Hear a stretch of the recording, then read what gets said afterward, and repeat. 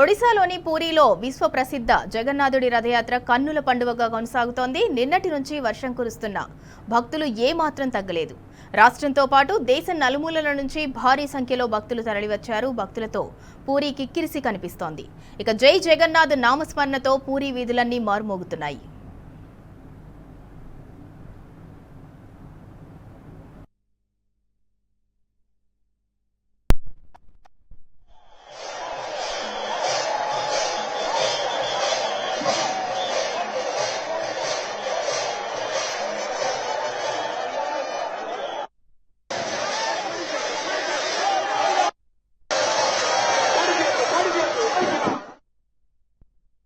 ప్రధాన ఆలయం నుంచి సోదరుడు బలభద్రుడు, సోదరి సుభద్ర వెంటరాగా గుడించాదేవి ఆలయం వైపు కదులుతున్నాడు జగన్నాథుడు. పూరి వీధులు జై జగన్నాథ్ హరిబోల్ నామస్మరణతో మార్మోగుతున్నాయి. జనసంద్రంగా మారిన వీధుల్లో జగన్నాథ రథాలు నెమ్మదిగా కదులుతున్నాయి. ఈ రథయాత్రను వీక్షించేందుకు వచ్చిన లక్షలాది మంది భక్తుల కోసం ప్రత్యేక ఏర్పాట్లు చేసింది అధికార యంత్రాంగం.